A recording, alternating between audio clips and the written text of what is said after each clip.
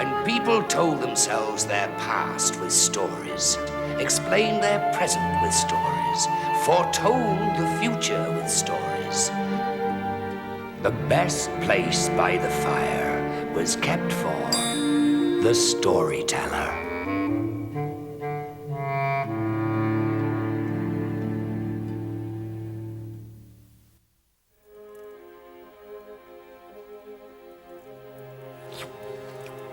Yesterday, I was telling a marvelous tale of how the moon became round. And suddenly, as I reached the best bit, I couldn't remember what came next. I still can't. And staring at these expectant faces, I thought, what will I do when there are no more stories in me?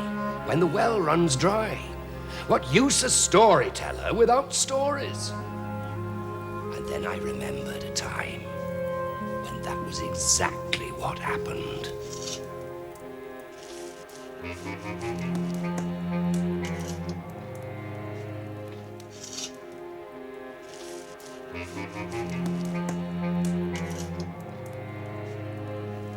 Yes, yesterday I forgot a story. And that is why I went straight out and gave my supper to a beggar. Our supper. Now, of course, this will strike fools as foolish and wise men as wise. A fool eats his last potato, a wise man plants it. Apart from which, everyone knows beggars are never what they seem. You didn't plant a potato. You gave away our supper.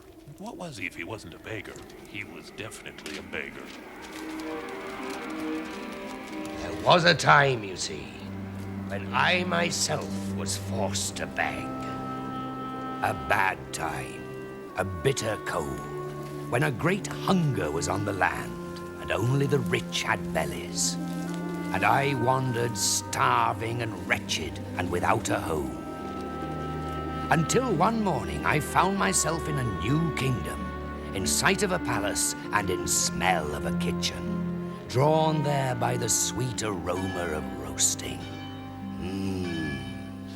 And just about to knock was I when... Oh, get out! And stay out of my kitchen! Good day to you. I boil men for wasting my time. Oh, I'm sure that's right. Good policy.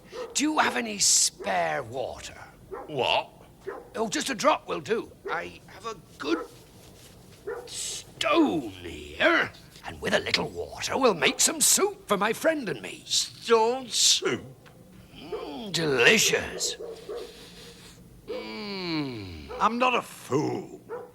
You can't make soup out of a stone. Here's your water. There's your fire. Now let's see this marvelous soup. Thank you, thank you.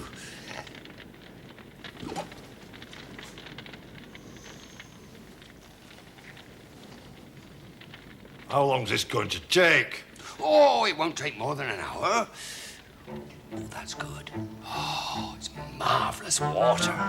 And our friend the cook stands over me for an hour while I consider my soup a simple stone in bubbling water.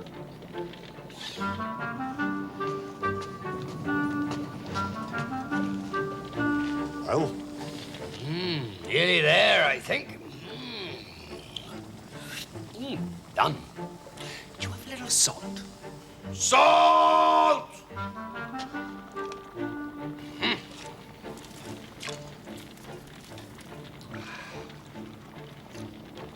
Almost perfect. Do you have a little stock? Lamb. I mean, just a drop will do. Stock! And after stock, greens. And after greens, potatoes. In they all go. Meat. Enough, you'll drown the stone. Ready. Now, you must remember, this is just a humble stone soup. Good. Very good. Soup from a stone. Keep it. My gift. Thank you.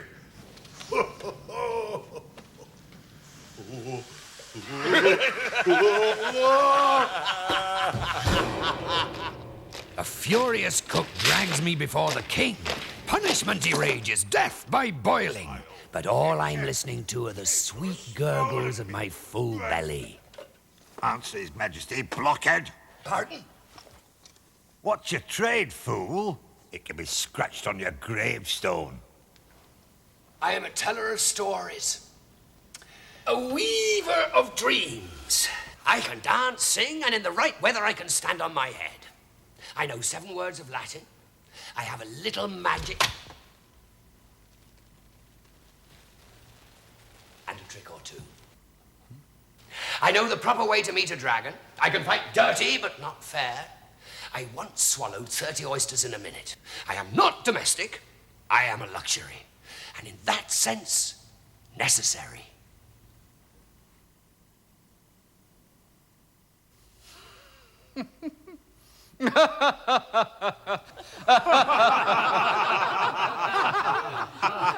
Excellent.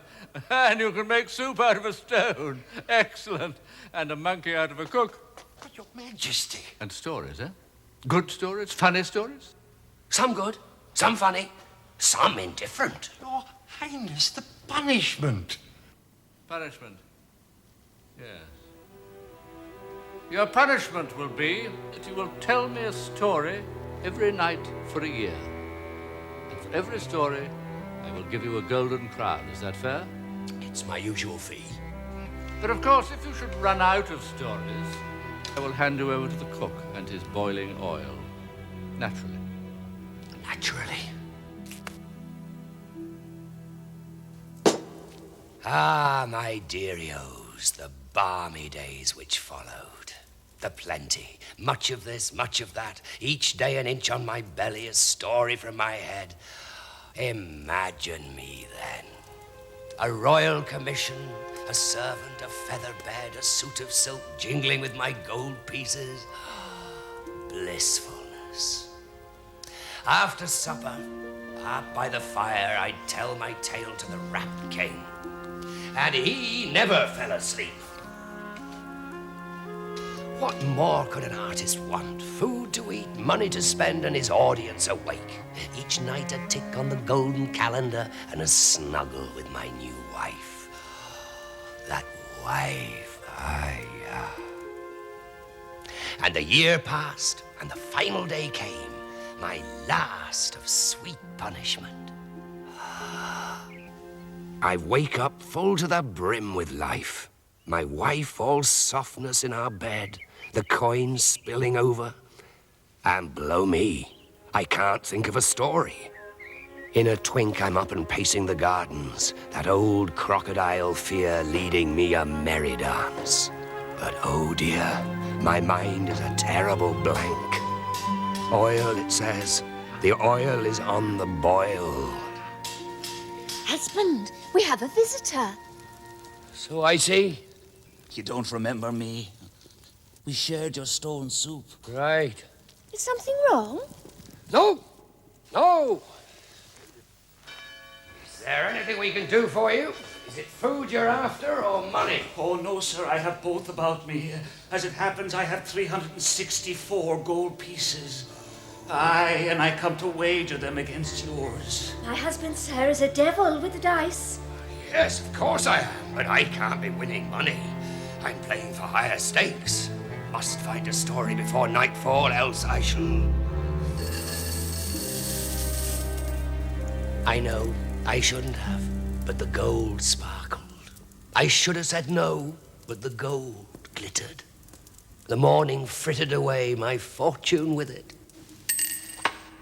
Well, that's it. I have no story and I have no money. Play on. With what? Your wife? Your wife against my winnings. Never. No, go on, play. I'm sure you'll win. I'll not. I'll not give you up. I may forget stories. I may lose my fortune. I may boil, but I'll not lose you. Play. You must surely win. 'Tis not my will. too. What's this? He is now my husband, sir, and I needs must love him. Then I am broken. You will not play again. With what? There is nothing more. I stake everything now. Wife, everything. Against your own self. Third time lucky. Stake myself? Why not? You have it already anyway.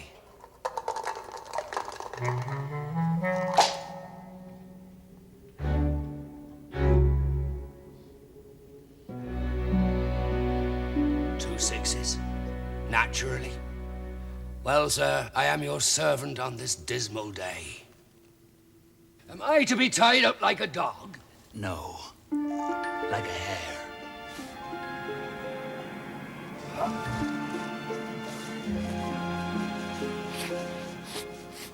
Clever! Help! Help! I'm shouting! And no noise comes out. Only a squeal only! Darling wife, help me! Now, it's no good struggling. You can't get away, you naughty boy. I'll get away. Do you like our games? No, I don't! Loving every minute. Good. Because I have better sport in store. But not in that shape. I wonder... Don't wonder! Help me! You choose, madam. Can you do anything? Anything. But it must be small for my purposes. A flea? A flea is possible. Nice. I can be popped between the fingers. Thank you. If you itch, you can think of me. And the beggar strides off. Where he carries me, I know not. This morning a man blessed, by lunch a flea. This does not bode well for the evening, unless I find my story. It's a boil in the oil.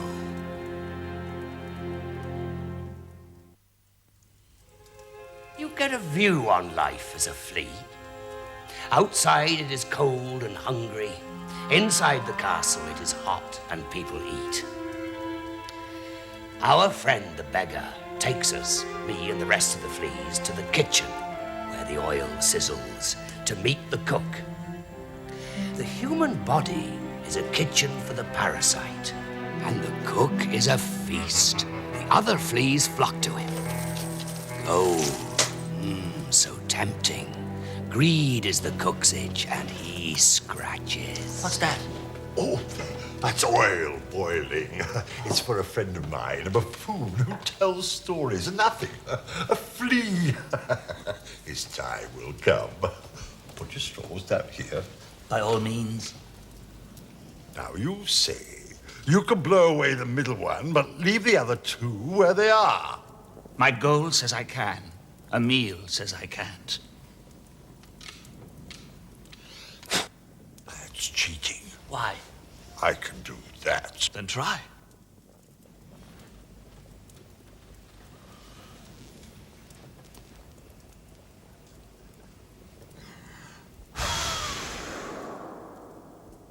My finger.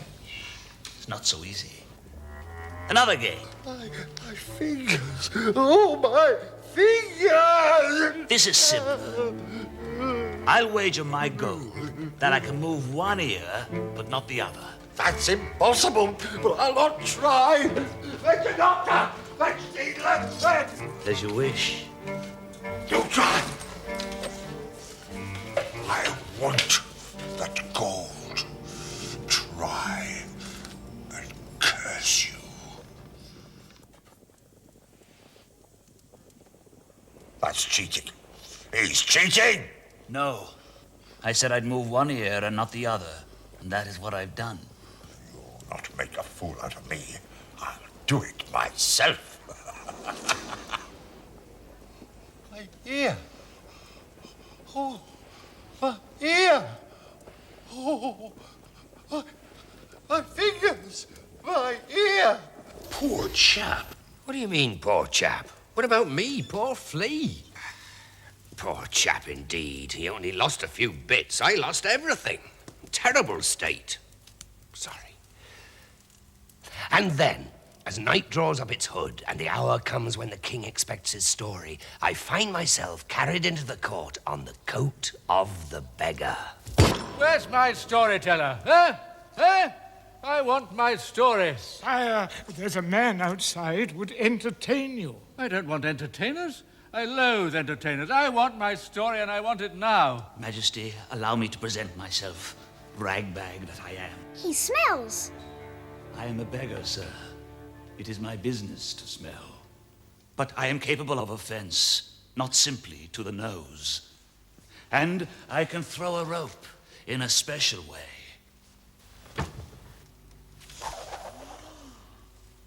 That's clever. Do something else. Can you do anything else? I can.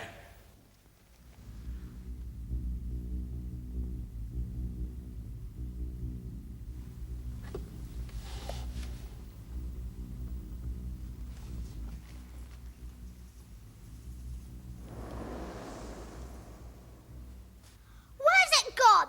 I want it. Where's it gone? The prince wants the ball. Please oblige. It's at the top of the rope. Can I get it? He can't climb a rope. Well, in that case...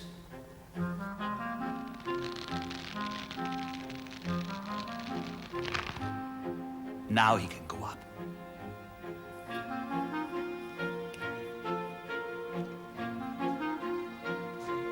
Be careful.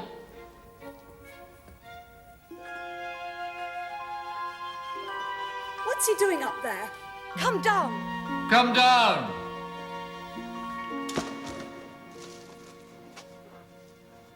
Where was he? Where was he indeed? All eyes strain upwards, but the prince has vanished.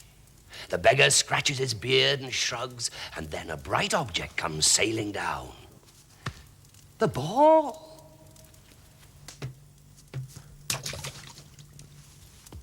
The room is silent. Nothing.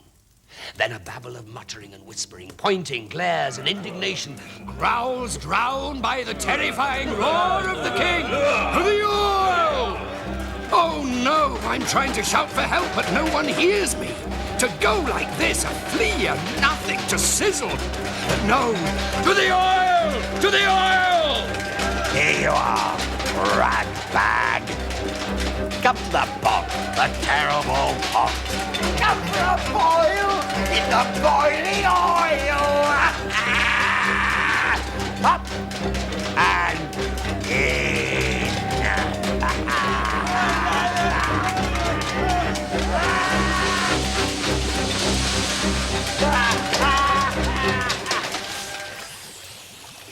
Watch out! Sorry. Is it right? That's not meant to happen. It's boiling.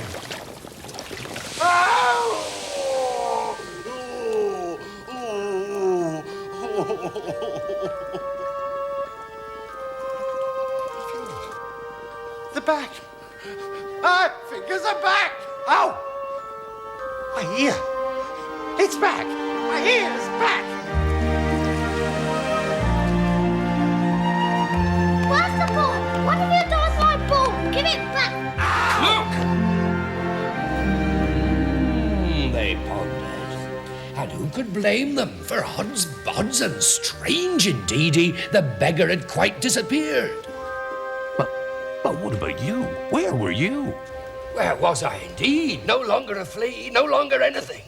Here I am above the palace, swirling, an element, nothing more. And then a sudden drop, hurtling down, and the ground rushing up towards me. Oh! I've been dreaming. None of this happened. His Majesty wants his story. Yes. Wife. Right.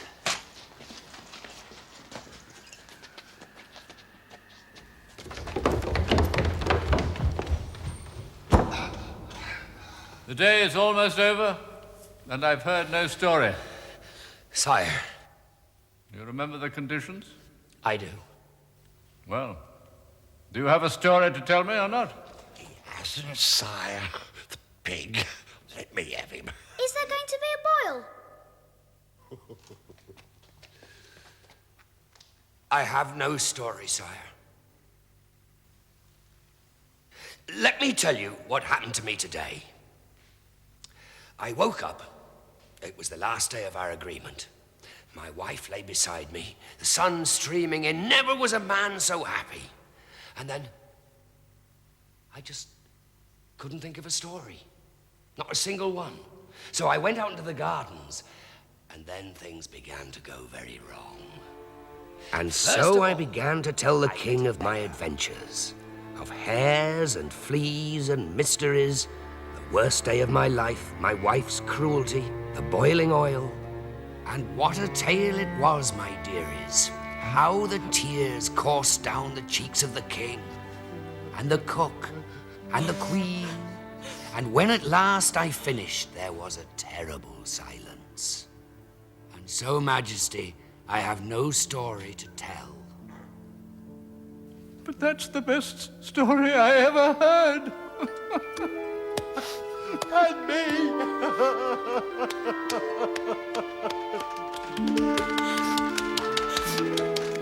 And And suddenly the whole court stood and cheered and clapped my back and made me say again from start to finish the best story they'd ever heard. And then I understood what the beggar had done. He'd given me a story. When I was a story short, he made me one.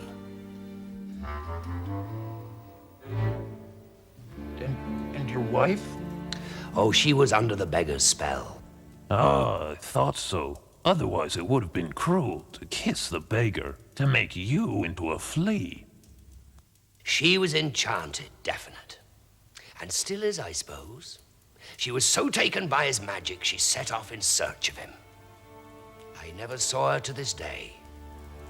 As for the cook, he threw out the pot of oil and kept the stone instead. Whenever a poor unfortunate came a-begging, he would make them the most delicious soup. So that's how a story was lost and then found. And is still told to this day, for the king will hear no other. Only it's changed now. The wife comes back to the storyteller becomes king. You know how it is in stories. She was a lovely red hair. Are you hungry? I've got a bone somewhere.